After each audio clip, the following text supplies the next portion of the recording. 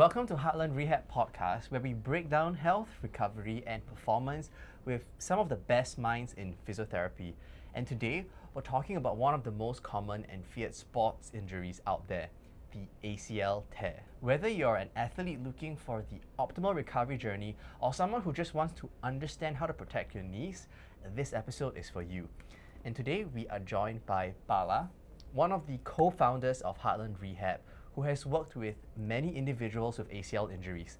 So let's start off with something a little light today. Could you tell us a little bit more about ACL injuries? So an ACL is a name of a ligament within the knee. And if we go in even deeper into understanding what actually is a ligament connects one bone to another bone, right? So it gives you stability between two bones and preventing one bone from moving against another, right? So that's essentially what a ligament is, and an ACL stands for anterior cruciate ligament, which is essentially just a fancy name for a ligament within the knee, right? And its main function is to prevent the bottom shin bone from moving in front against the thigh bone. Okay, so in essence, what the ACL does is it prevents your shin from sliding forward. Okay, so if it's doing something like, can this move? Yep. A little bit like this, right? Yep. So it prevents us from moving all the way out. Yes. Okay, nice. So what's the difference between a ligament and a tendon? Because I feel like I've heard ligaments and tendons, like tendon injuries and then ligament injuries. And I hear that very often. So what's the difference between like a ligament and a tendon? So structurally speaking, so ligament is between a bone and a bone, whereas a tendon is between a muscle and a bone. It connects a muscle to a bone, where a muscle fibers kind of evolve into this structure called a tendon, and it anchors into a bone. So when a muscle contracts, it tugs on the tendon and moves the bone that's connected to it. So it's a lot more of a contractile structure, we call it, whereas ligament is a lot more passive and gives you that structural stability. Right. So one of it is just, okay, so the ligament is just there to kind of like hold your bones together. Yeah. Tendon is what connects your muscle to the bone to help you with movement. Yes. Am I getting that right? Okay. Yes, perfect. Yeah. So is ACL one of the most common injuries that you personally see? Yes, an ACL injury is the most common knee injury that I see, and I believe it's one of the most common surgeries done in the world.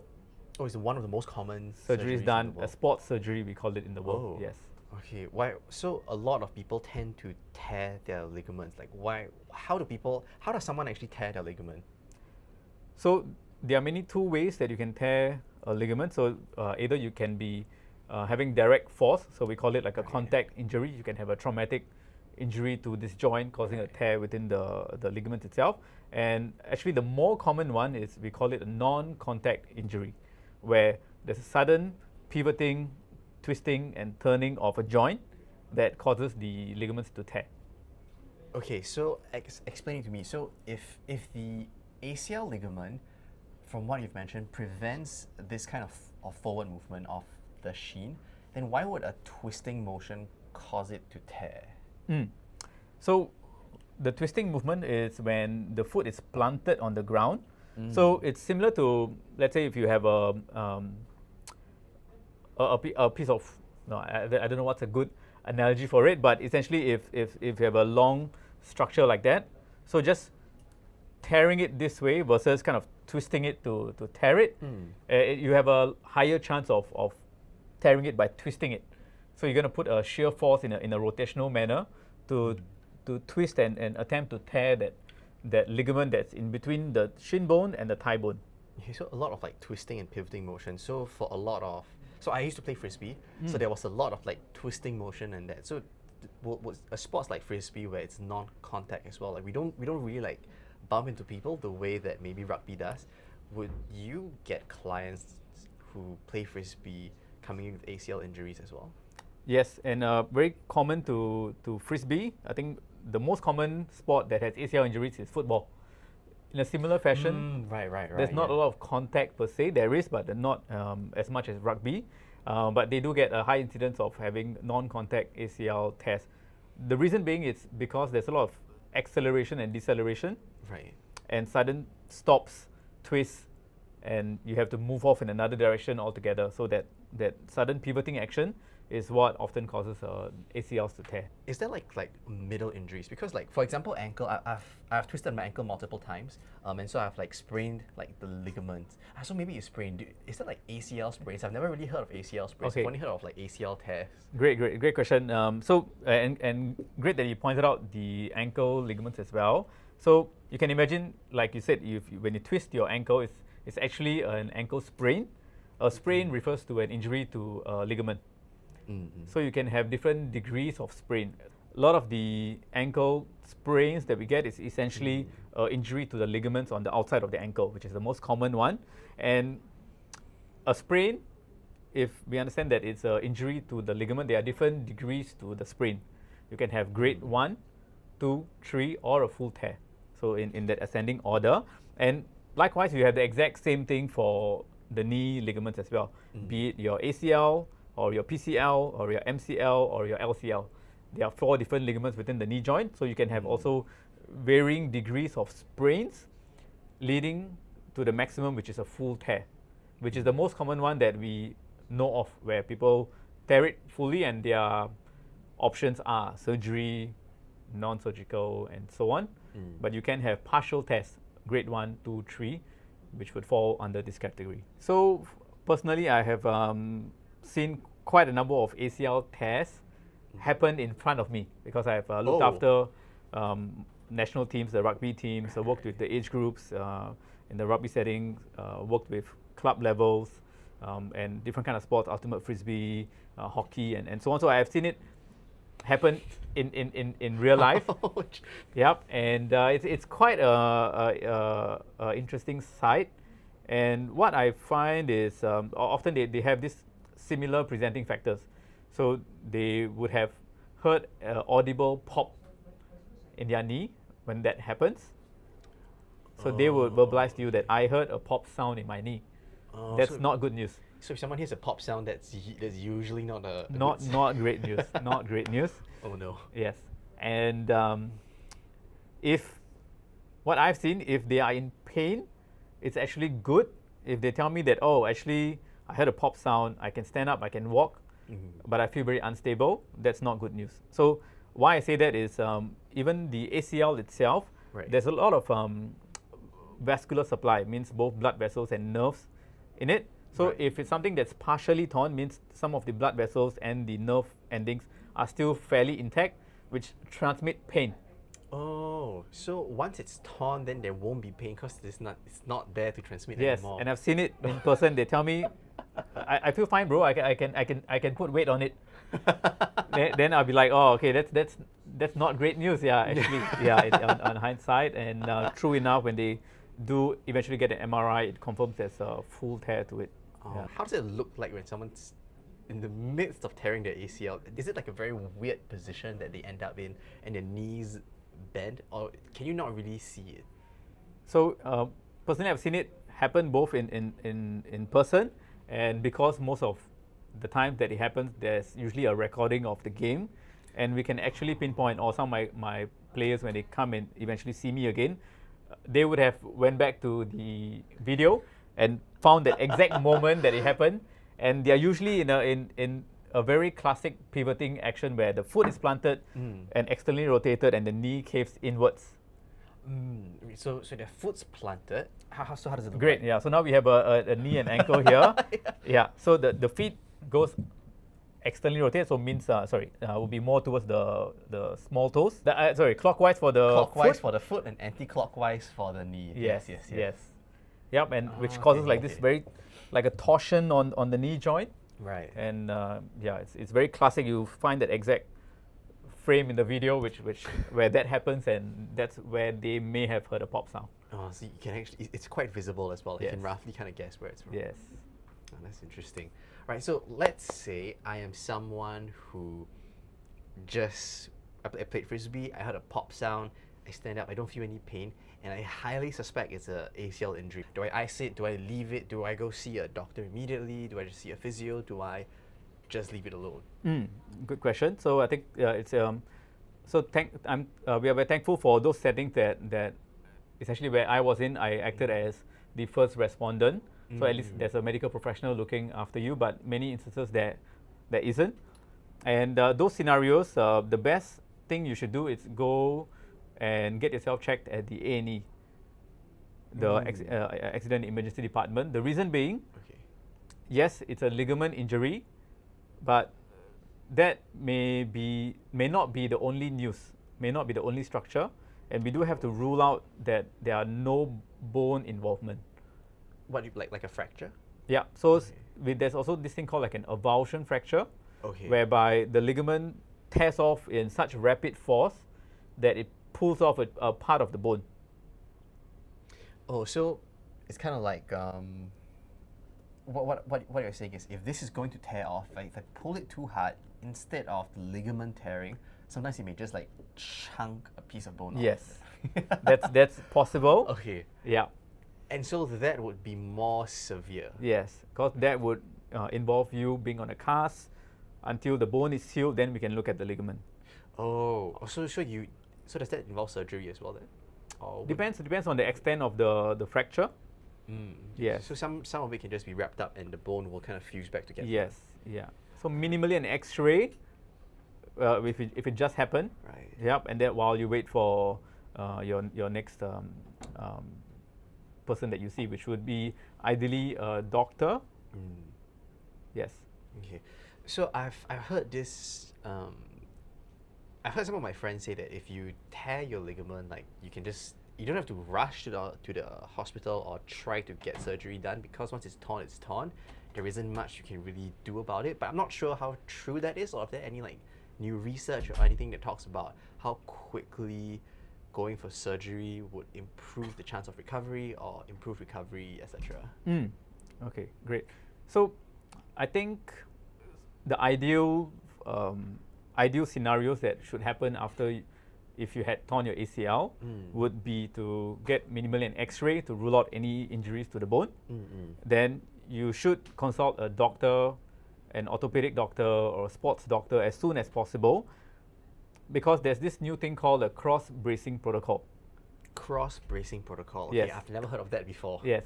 So it's something that's new in the past couple of years, whereby they have actually realized you can naturally heal a fully torn ACL if you follow a set protocol. Oh, how does that work? If it's torn, I thought that's it, right? Like it wouldn't recover. How does it join itself back together? Okay, good question. So, for example, mentioned in the knee itself, you have your ACL, which is the one that goes like that. So from the front of your shin to the back of your thigh bone. You have another one which is the opposite, which goes from the back of the shin to the front of your thigh bone, which is called the PCL. And then you have two on the sides. So one on the inner thigh, which is called the MCL, and one on the outer thigh, which is called the LCL, lateral and medial. So typically, a next more common ligament to sprain within the knee is your MCL. And this is also a ligament that's on the outside of the knee versus being within the knee joint. Right. Itself. It's this one over here, right? Correct. Okay. Where you can feel it, on yourself. Yeah, it's just on the outside. And typically, if you tear this, meaning any degree of sprain, be it 1, 2, 3, or even sometimes a complete tear, you can get away by just putting yourself on a brace and keeping it in a certain, either a 30 degrees bend position or straight for an extended period of time. It naturally heals. Oh. Yeah. So this is something that we know about. We do it routinely in science, in medicine. How long has this been going on for? Because I've never heard of this cross bracing technique before. So for the ACL, cross bracing protocol is something new, and it's that's new. it's a lot more tedious. So compared to this guy, if it Right. does get injured, your knee is typically quite straight or slight bent. You can get through life pretty okay on crutches, on a brace. You can put weight and so on. Whereas the protocol for the cross bracing protocol for the ACL for it to self heal, you have to be in a 90-degree position. Oh. Yes, for months. That doesn't feel very comfortable. Yes. So you are in a 90-degree position. Either if you are quite young and quite athletic, you may get away with a pair of crutches, but often you'll be wheelchair bound for a set number of weeks to months. Wow. Okay, that's pretty long to have a 90-degree knee. Yes. Okay, but in that position, the ligament may Yes, so the recover? theory is that they find, so let's say there are different places that you can tear within the ACL, right? Either it chips off from where it anchors, right in the middle, or chips off at the other side where it anchors, and so on. So there are a few different areas, and there are few areas where if it's a tear that happened there, you have a higher likelihood of success with such a protocol. And to even know whether you fall into that, you have to get a certain type of MRI scan as soon as possible after the injury. So that's why seeking medical consult early to know your options is crucial. Right. Okay, so this new cross bracing technique is time dependent, because I'm guessing if you were to leave it for too long, then the ligament is not it will retract, it would be eaten up by your own body. Right, and then that'll be gone. Oh, I didn't know there was such a thing, that you could just bend your knee in a way that I'm guessing the ligament would then like touch the bone, and your body would then heal. And this is actually something also quite common for the ankle, which we are more used to, which personally I feel should be practiced more often. There should be a period of immobilization. So let's say you have an ankle sprain, so same thing, similar to the knee joint. If you are put in a boot, you might have seen those spacewalker boots. Yep. So meaning that you kept in this very ideal position for the ligaments to find themselves again, it can heal. Oh, so even for the ankle, it works as well. So it works for most ligaments, and that's why I think they have started exploring which position of the knee is the most ideal for those guys to be able to find each other again. Oh, wow. Yes. I have never heard of these things before. I thought once you tear your ACL, that's it. Again, my friends told me that once it's torn, it doesn't really matter. It will shrivel up and disappear. So it doesn't, there's no point in rushing it. But this is something that is pretty interesting, and I didn't know. So if I tear my ACL, not that I want to, and I hope I don't. I hope so too, touch wood. But if I do tear my ACL and I hear a pop, I know that I'm going to rush straight to the hospital and get it MRI, because X-ray first, wait for the MRI as soon as possible. But there are some logistical concerns, especially in Singapore, through the public sector. There might be some delays to reaching the orthopedic and then scheduling that said MRI. The delay may be too long. So go private if you can.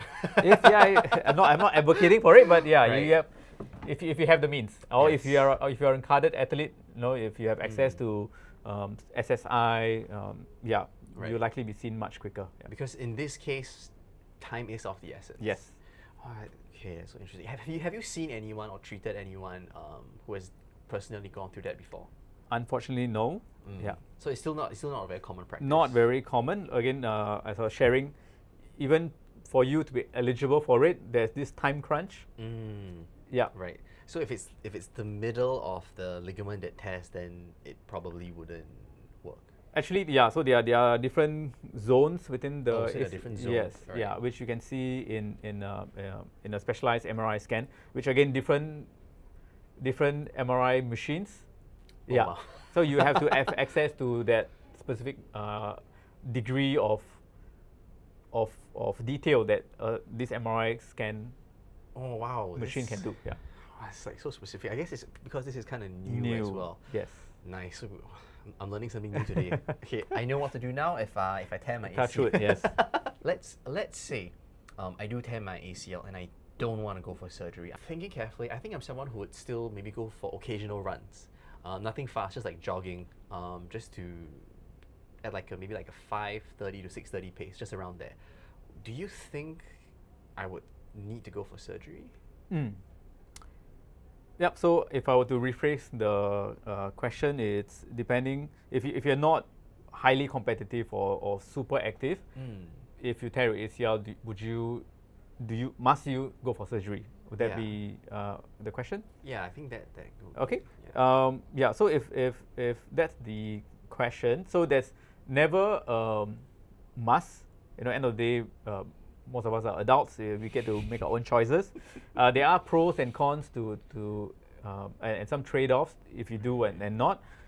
I think one of the biggest things to consider is to give yourself a chance, because there are situations, there are people who can function at a very high level without an ACL. Oh, what do you mean by like a very high level? Would they be able to compete in sports? Or? Yes. So Oh. I have national rugby players Oh wow. without ACLs. Yes.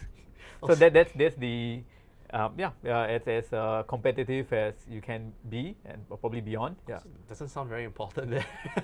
So you have to also figure out, would you again qualify for this population, right? So meaning there's this thing called corpus and non-corpus from an ACL injury, right?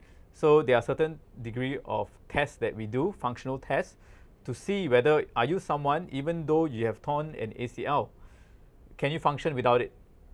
If you had not done an MRI scan, you might not even know that you torn an ACL. I'll tell you a funny story. I had a female national rugby player. She incidentally found out by doing an MRI scan, because there was some knee pain, that she had actually torn her ACL a couple of years ago, most likely. Years ago? Yes, it wasn't a new tear. So incidentally, having done an MRI for trying to figure something else out within the knee, the doctor looked at her and told, "Did you know that you do not have an ACL?" and she was playing competitive rugby. Oh, wow. Yeah. So you have to also be in that zone whereby you may be able to cope without. So that's why it's called corpus. Yes. Yeah.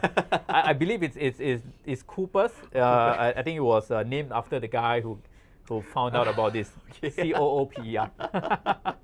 Okay. Yeah. Okay, so actually the ACL is not that important. So if I'm someone who, okay, maybe I just do light run, so I won't need to go for an ACL repair. What should I do? Does that mean I just go to the gym? Would that be enough? Just going to the gym and training? So like, I feel like it's quite common knowledge that if you're injured, you want to recover quicker, you kind of go for some gym sessions and you train your legs. Is that more than enough, or what would it be a better way? Is there specific training? Is there specific areas of training that I need to focus on? Okay, great question. So post ACL injury, I think based on the research, there should be a timeline. So you should never rush into surgery. So it's not urgent surgery. It's not essential surgery. And then and the next component is about giving yourself that time frame for you to see, one, whether we can cope without an ACL, and two, to be functionally and strength-wise be ready. Let's say if you do want to do an surgery later on. So the period is between 3 to 6 months. Beyond 6 months is too late, whereby there are other complications that come in if you are too delayed to do the surgery. 3 to 6 months, it's ideal. Oh, so there is like a time frame for ideally for surgery as well. Yes. Okay, so if I were to tear my ACL, and I'm not sure whether I want to go for an ACL surgery, I should still see a physio. Yes. And train up my knee accordingly. Yes. So that in the 3 to 6 months window, I can then decide whether or not I want to go for surgery. Yes. Okay, and if I miss that window, then there's even more complications in the future. If you do a surgery after 6 months, there are some downside to it compared to if you have done it slightly earlier. Say I do go for surgery and I'm fresh out of surgery, is there a way for me to heal faster than average? After surgery? Yes, after surgery. I want to recover and go back to my runs, my sports. I want to play frisbee again. I want to rock climb. Is there a way to heal faster than the average person? So there are two components to look at. So when you say heal and recovery, are we talking about you as a person, one, or talking about that ligament itself that has been reconstructed within the knee joint?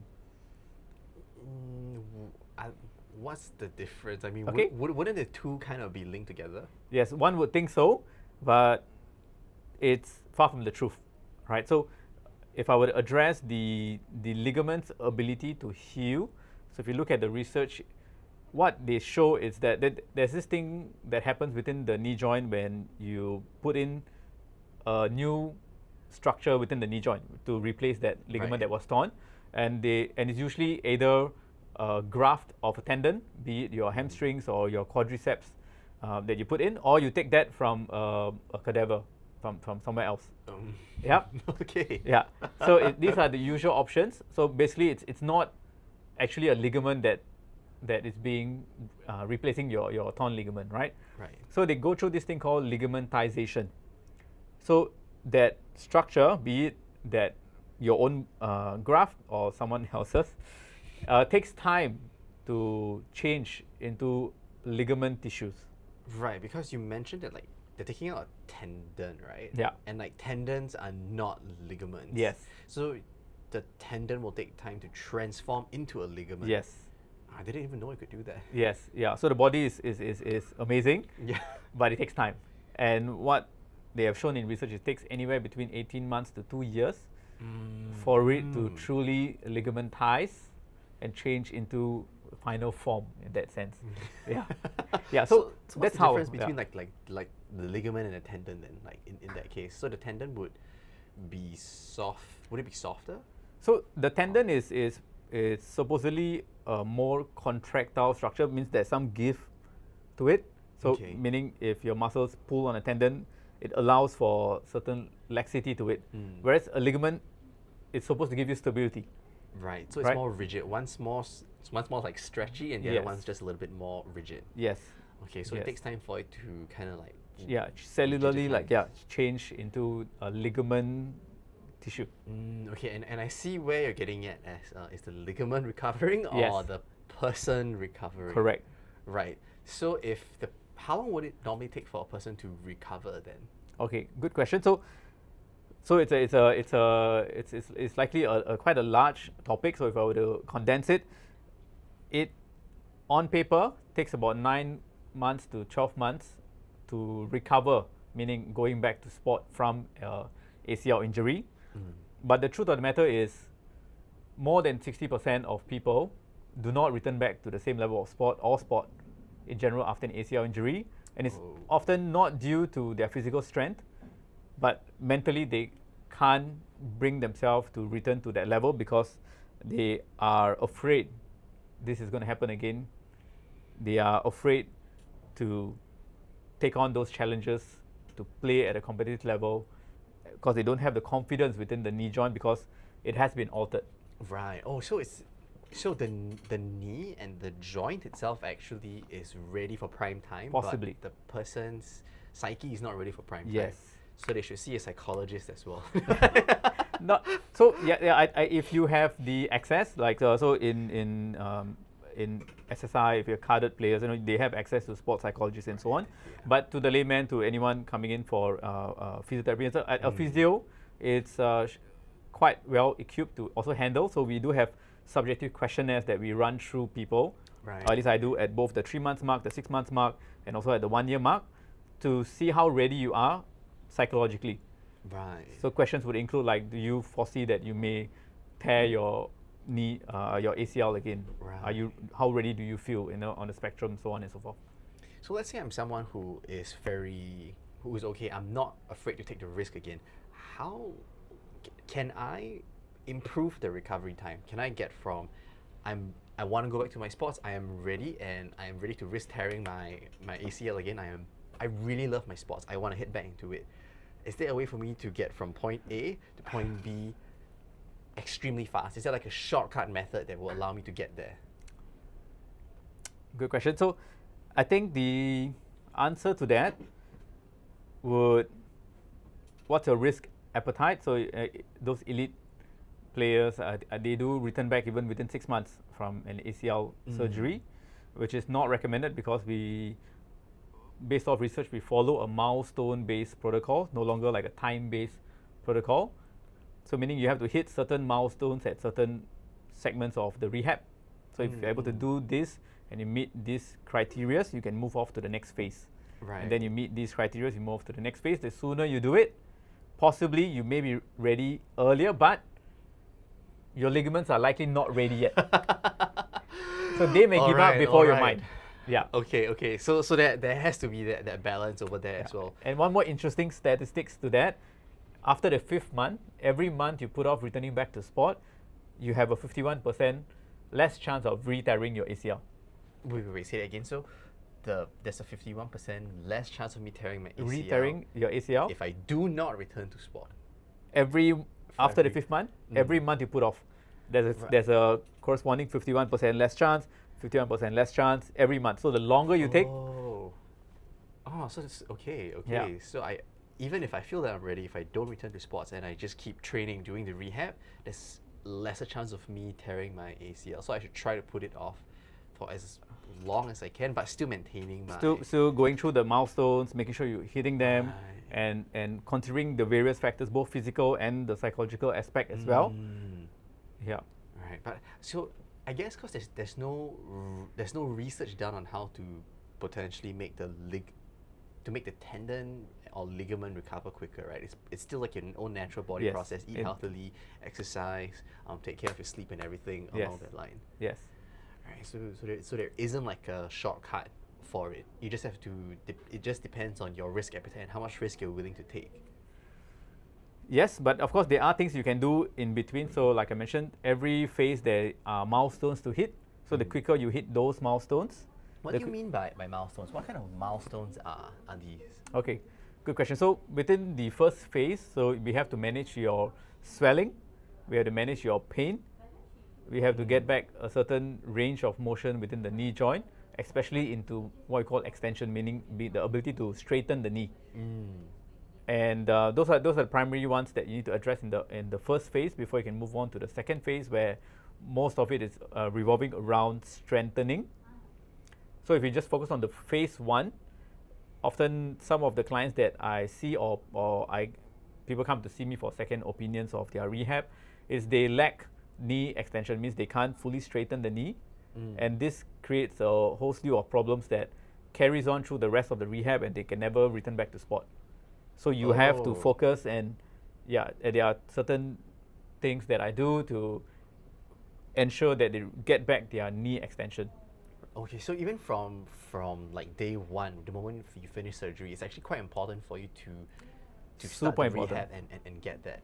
Because I can imagine if you cannot straighten your knee, it's going to be so difficult to do so many things. Even just standing. I want to stand and cook dinner, but then I'm going to be like lopsided one way. Yes, and people think it's normal. Yeah, and some of the reasons why that happens is there are a few reasons. One, they are poorly informed. Means no one has told them that how important this knee extension is. So they take it for granted. I'm in pain. It's swollen. I can't activate my quads. That's why it's a bit bent. I'll be fine. I'll wait for my physio session in 2 to 3 weeks' time. By then, they have these compensatory movements. They are very used to it. They start loading the knee joint in literally this manner where you're slightly bent. Right. And what happens is you put a lot of stress to the tendon where they get pain at the front of the knee. And not just during that phase, but it continues on for the rest of the rehab possibly. They also may end up forming this thing called a cyclops lesion.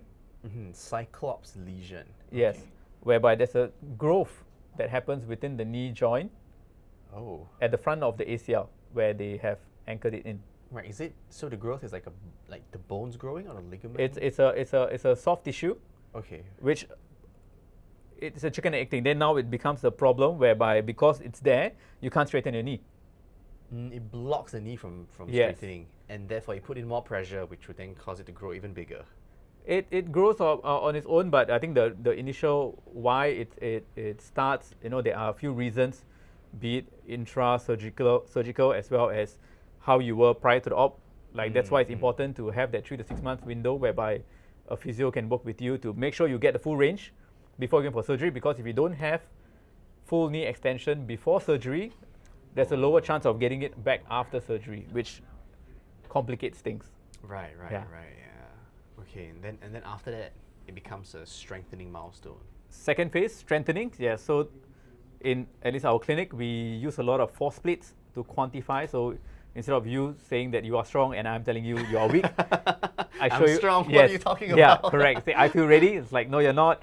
Yeah, it's not a debate. So we use quantifiable measurements using force plates, and we were one of the first few to use it more often in rehab setting in Singapore, where we quantify your strength of your quads, the thigh muscle at the front, Right. and we quantify the strength of your hamstring. These are the two most important ones, and there's a certain ratio that we are working towards.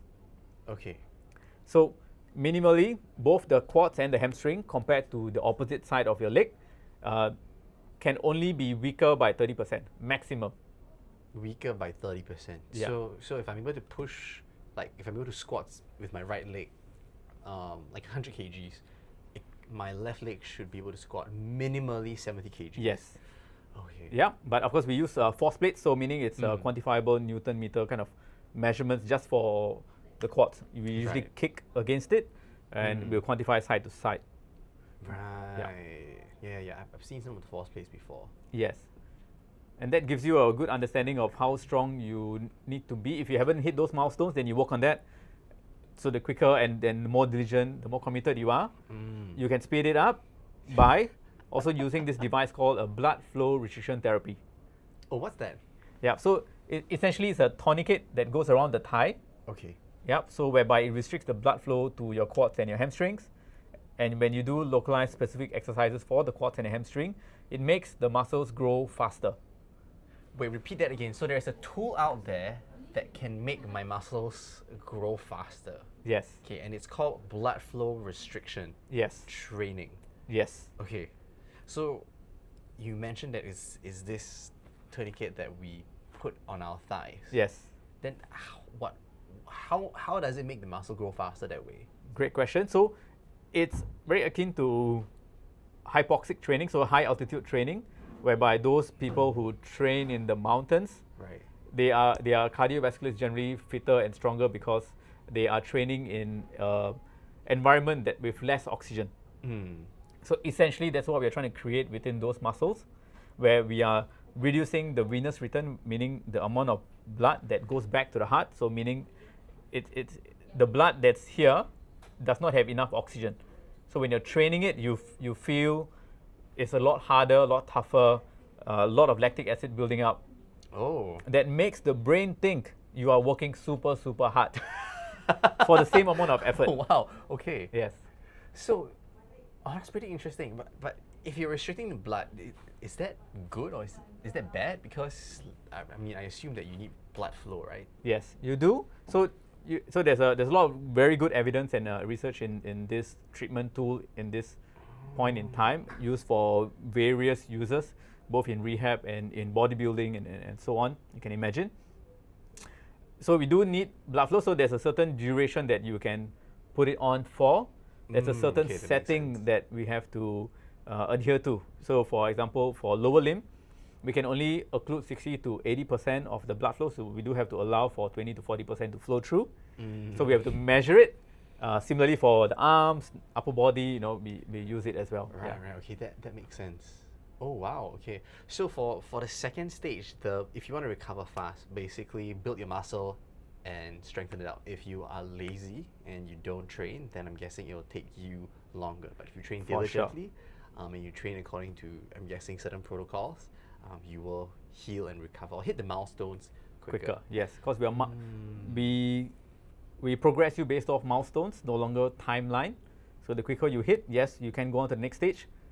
But the caveat is always whether psychologically are you ready and whether the ligament itself is it ready, which hard to know. Hard to know, right? Yeah. Because you can't really tell whether the ligaments on the inside, yes. Oh, okay, but I didn't know that there was something that could help you build muscle like that. That could be a whole interesting topic to get into. Yes.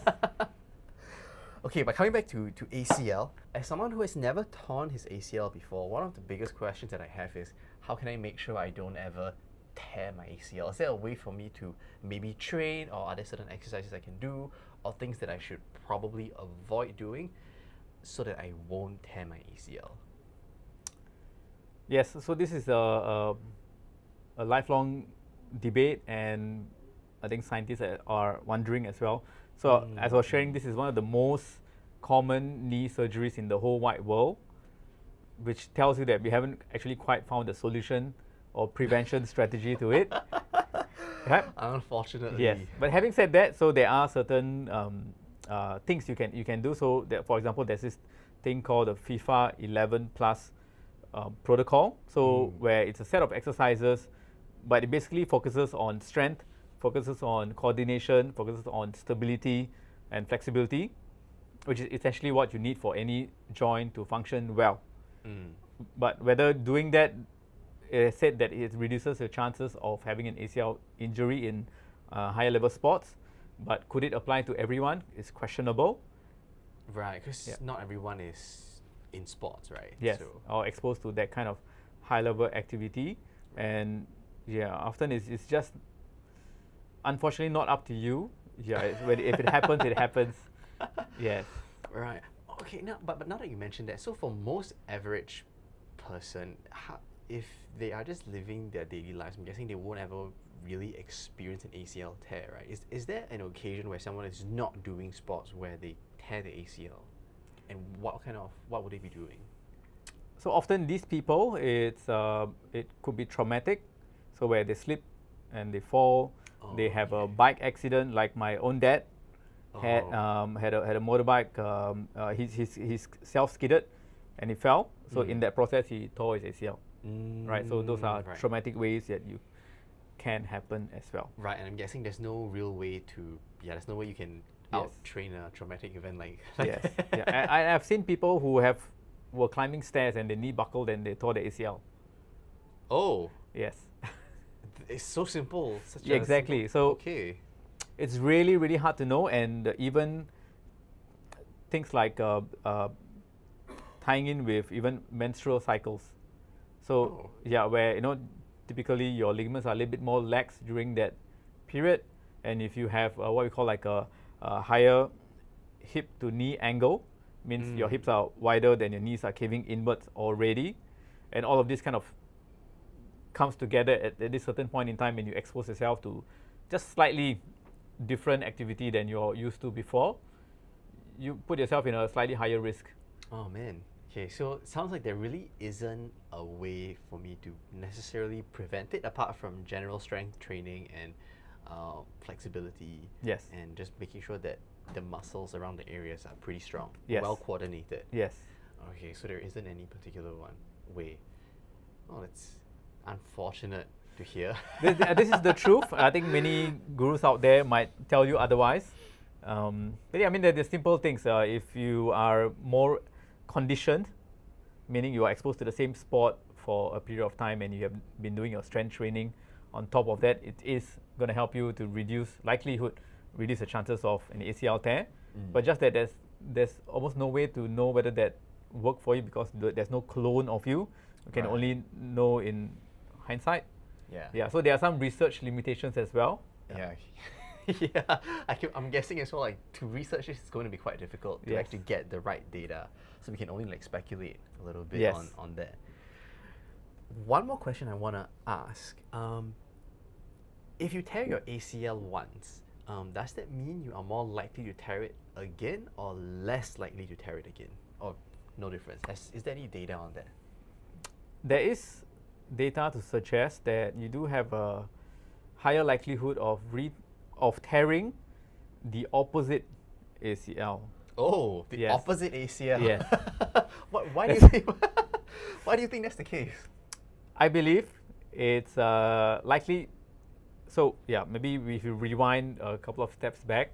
So one of the things to consider whether you want to go for an ACL surgery or not is whether will you be able to endure seeing the physio's face for the next 9 to 12 months. That's one of the biggest questions I ask my clients before they go for surgery. Say, are you committed to the program? The surgery is the easy part. You have to be diligent, come in for your rehab, hit the milestones, progress, because you will hit a sweet spot where you're walking fine. Climbing stairs is okay, no pain. I have no intention of going back to sport. I stop. And just walking and climbing the stairs one day and bam, it buckles again because likely you did not complete your rehab and you're still strength-wise way off from your opposite side. You have no sense of where your knee joint is in space. You can't have good stability or coordination. All these things are not trained for, and you're constantly in fear that I'm going to re-rupture it, meaning that and that's where the situation comes where you tear your opposite side because you over-rely. Oh, it's over-reliance on the opposite leg. So if I'm so afraid this is going to tear, I'm going to keep it nice and rigid, but I need to change directions, I need to twist and turn, I'm going to rely on my other leg. And that's also, and you're going to put a lot of unnatural strain. Correct. And if this has happened here, likely innately there might be some predisposing factors for you to have happened, for this to happen for this knee, which likely is there, and you are you are likely giving it a lot more environmental cues to let it happen in that sense. Right. Oh man, and then boom, you tear it again. Yeah, and that's why I have clients who see me and they will tell me about their friends who are back to playing, let's say be it 6 months, 9 months, or some people even after a year, and they say, oh yeah, he plays with a sleeve, he plays with a knee guard. So I usually tell them that if they are back to playing with something on the knee, Right. it defeats the purpose of the surgery. They fixed it on the inside. Right. By right, you should be back to before. And so there's no need for the brace anymore. But if you feel there's a need for a brace, means you have not completed your rehab. I see. So my goal, That's the telltale sign. yes, my goal is for you to walk out here. I have so many success stories where they walk out and they're back to sports without wearing anything. And that's how you can reduce the chances of tearing your opposite side or re-tearing the same side. Right. Well, speaking of that, if you were to wear a brace, let's say you did complete the program, would wearing a brace prevent another round of ACL tests? Or is there any research done on that? So I'm not entirely confident about the research part, but so maybe on a side track to that. So there are other studies to. There was one done on rugby players and scrum caps, as well as shoulder pads. So they found that those people who wear scrum caps or shoulder pads, they hit harder than those people who are not wearing it, because it's giving you the false sense of security that they are actually putting themselves in more danger without actually reducing the forces that are going through their head or their shoulders.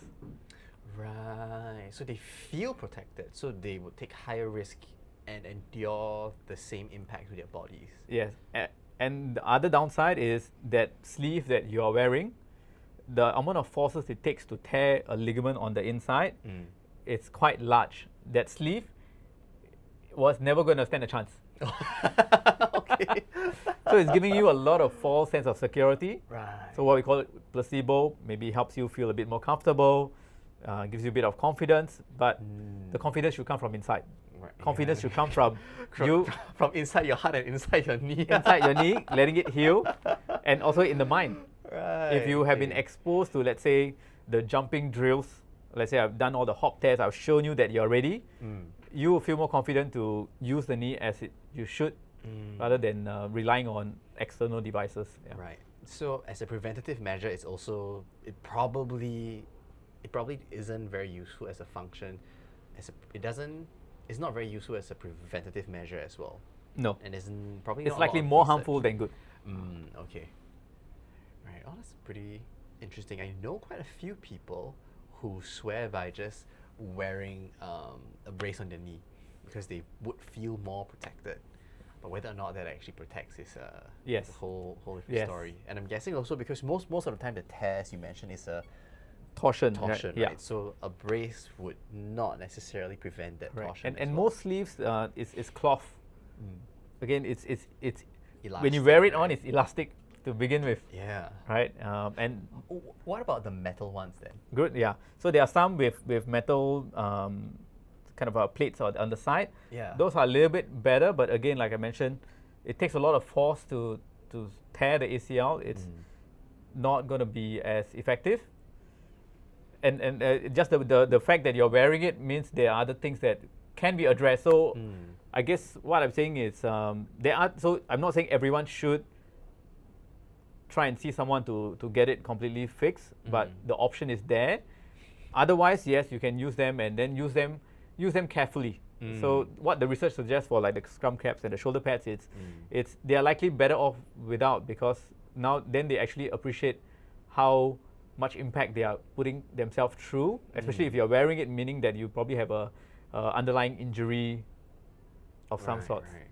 Because it's kind of like just numbing the pain, right? So if you don't feel pain, you can keep going and you won't realize that you're getting burned. Yes. So that's kind of like what psychologically the braces can do to you. Yes. Okay, that's pretty interesting. All right, I think that kind of wraps it up for today. Thank you so much for teaching me a little bit more about ACL. So Happy now to I help. know that if I am going to tear my ACL, I'm going to run over, I'm going to get an MRI, and see if I can cast my knee in a Yeah. 90-degree angle. And if not, and I do want to go for surgery, 3 to 6 months is probably the optimal period. Yes. And after that, And rehab during that period. so Between that. rehab during that 3 to 6 months, go for surgery, and be mentally prepared for that 9 to 12 months of rehab afterwards. Yes. Man, that sounds very long. Exactly. All right, thank you so much for all that. This is the end of the very first episode for the Heartland Rehab podcast. I hope you guys enjoyed it as well. We will be always improving the podcast and hope that you'll be able to pick up and learn something from this podcast and our future podcast as well.